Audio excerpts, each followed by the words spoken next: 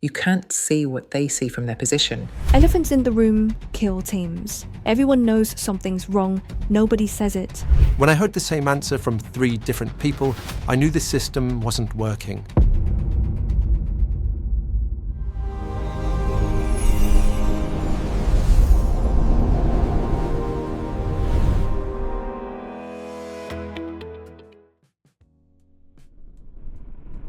Great managers aren't just good at giving answers. They're brilliant at asking questions.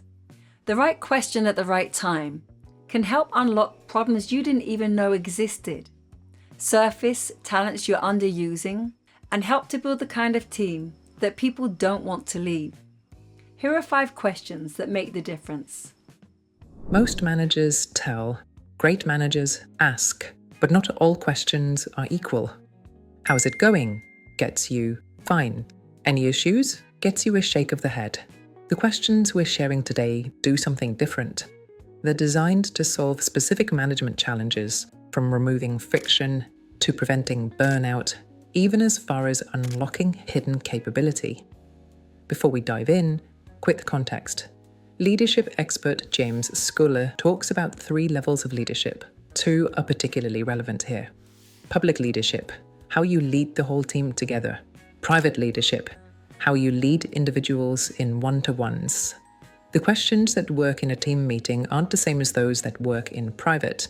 We need both. So today, 2 questions from your team meetings, 3 for your one-to-ones. Let's start with the team questions, the ones you ask when everyone's in the room. Meet Mira and Katrina.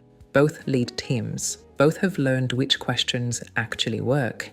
The first question is a management challenge. It's about soul-searching but with purpose. Here's the question. What's not working that we could fix this week? I used to ask what's slowing us down or what's holding us back. Both are fine questions, but what's not working is more powerful because it's broader. It doesn't force people to think in one specific way. Exactly. You could make it more specific. What's tripping us up? Or what's slowing us down? And in certain scenarios, that focus helps. But the generic version gives people permission to surface anything. Now, the key part to this, that we could fix this week.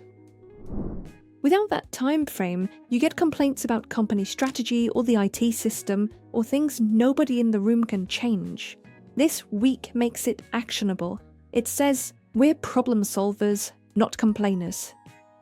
First time I asked this, someone said, our meeting agendas are too packed. We never finish what we start. Tiny thing, easily fixed. But it was frustrating people for months.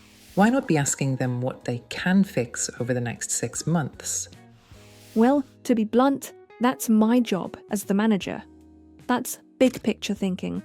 What we're doing here is empowering people to make changes they can own. Finding the small, fixable friction that's quietly draining energy. Here's how to use it. Ask it regularly, weekly or fortnightly team meetings. Write down what comes up and actually fix something, even one thing. If you ask, people answer, and nothing changes, people stop believing in the process. The second management challenge is around building psychological safety and surfacing hidden issues. And the question, what are we not talking about that we should be? Elephants in the room kill teams. Everyone knows something's wrong, nobody says it. The question names that dynamic. It takes courage to ask this, because you might not like the answer. True. I asked it once and someone said, we're not talking about the fact that half of the team doesn't trust the new process you rolled out. Ouch. But also needed to hear that. Right. And here's what matters. How you respond in that moment sets the tone. If you get defensive, people shut down forever. If you say, tell me more, you've created a safe place where they can speak honestly. I only ask this question when I'm genuinely ready to hear the answer. If I'm not in the right headspace, I don't ask it. That's fair. Timing totally matters with this one. So here's how to use it. Not in every meeting, but regularly enough that honesty becomes normal. When you sense tension or avoidance, before big decisions to surface concerns early, quarterly as a temperature check. Now we shift to one-to-ones. These are private conversations. Different energy, different questions. First question. If you were running this team, what's the first thing you'd change? On the face of it, this one sounds risky, and it's probably not for everyone. Is it saying, I don't believe in myself? Let's hear what Mira thinks. The question does two things. First, it invites them to think like a leader, which is how you build future leaders. And second, you get unfiltered truth about what's actually broken. The trick is not to say it like you're desperate, more that you're curious.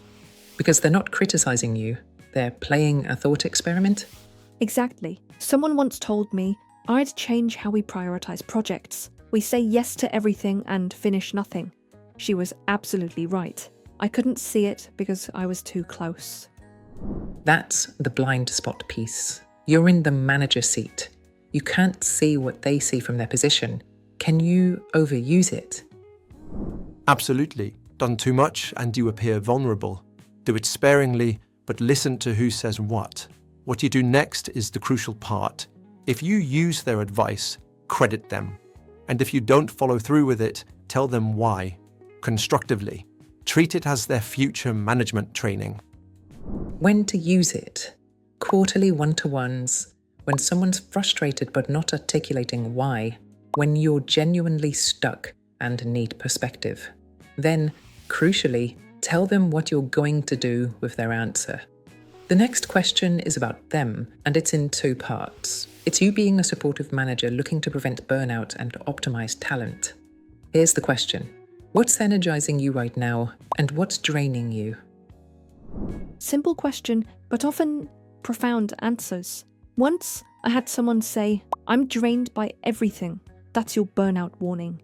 We moved things around, gave her a break, changed some responsibilities. She stayed. If I hadn't asked, I think she'd have left. Because people don't usually separate these things consciously. Asking makes them stop and think, where am I thriving? Where am I struggling? Someone told me once, I'm energized by solving client problems. I'm drained by the internal admin. When I heard the same answer from 3 different people, I knew the system wasn't working. We simplified processes and created a new admin role. That's the power of it. It's an early warning system. And here's the thing, what energizes people isn't always what you'd guess. Someone might hate the part of their role you thought they'd love. Here's when to use it. Every one-to-one, seriously, it's that useful. When performance dips, often it's energy, not capability. Before annual reviews, informs how you shape their role. Then use the answers. Get them doing more of what energizes them and reduce what drains them where possible. The final management challenge is to unlock hidden capability. The question, what's something you're really good at that we're underusing? And when people get to use their strengths, engagement goes up, performance goes up, retention goes up. I asked this to someone on my team who does data analysis. She said, I'm really good at visual design, but we never use it. Turns out she could have been making our reports way more compelling. We just didn't know. Can you overuse it? 100%. It's often best to qualify what you already know they're good at before you ask it. Otherwise, your team is entitled to think, don't you observe anything about us? What you're looking for is hidden depth. One final thing. Just because someone says they're good at something doesn't automatically mean they are. So, test before you give them the keys to the helicopter. All right, so here's when to use it. Early in someone's tenure, you don't know them yet. When projects need skills you don't have in-house. When someone seems disengaged, but you believe there's more to them. The risk? They tell you something and you do nothing. So only ask if you're willing to find ways to use what they tell you. There we are. 5 questions that address real challenges. 2 for the team, 3 for individuals. The difference between good managers and great ones?